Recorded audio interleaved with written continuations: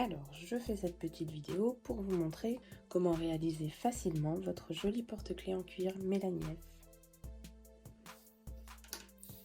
Donc, dans un premier temps, vous allez imprimer à taille réelle le gabarit. Et ensuite, vous allez pouvoir le disposer sur votre pièce de cuir de cette façon et couper.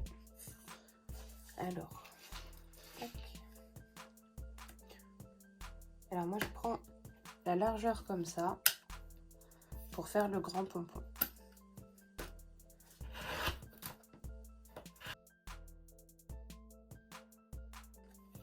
Ensuite, avec ma règle, je me place un peu au-dessus de l'inscription personnalisée. J'aligne bien, je fais en sorte d'être bien droite par rapport au texte. Hop.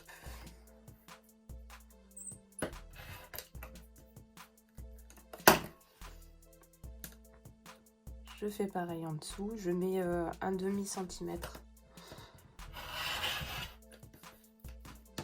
Je mets un demi-centimètre en haut et en bas. Tac, donc après, je me repère avec mon gabarit. Là, je vais faire, on peut le faire à l'œil, hein, une petite entaille dans ce sens. Tac. Là, je vais créer un arrondi. Et à ce niveau-là, je vais plier en deux. Et simplement couper avec ces ciseaux. Couper comme ça. Là. Ensuite, là, je vais créer un petit arrondi. Alors, pour qu'il n'y ait pas de traces de stylo ou quoi, je choisis de ne pas tracer mes pièces, mais plutôt de les couper comme ça.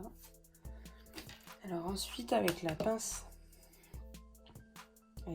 perforeuse, il faut se retrouver assez centré. Ici, on peut se mettre un point. Vous pouvez vous aider du gabarit. Hein. Tac.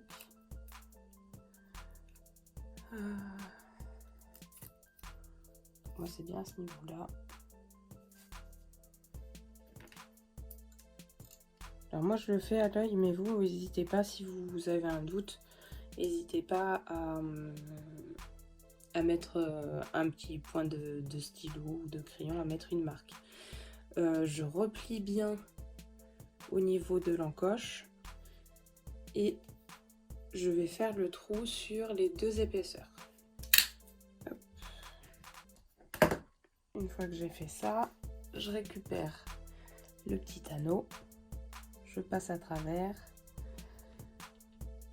et je vais mettre le clou à vis, donc la partie femelle devant et la partie mâle à l'arrière.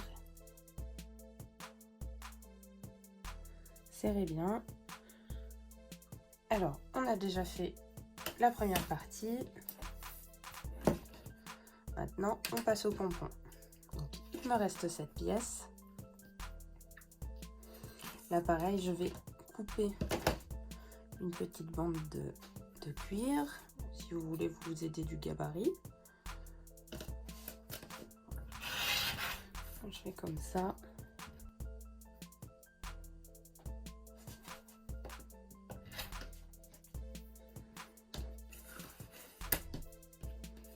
Donc, il vous restera des petites chutes. Vous pouvez faire des petits pompons avec, des petits bijoux, ce que vous voulez.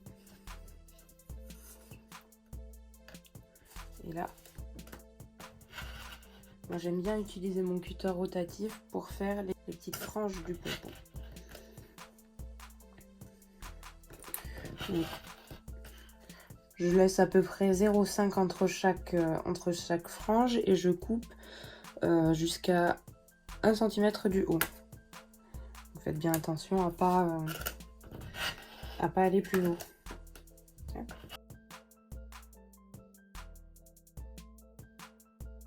Il ne reste plus qu'à mettre une pointe de colle.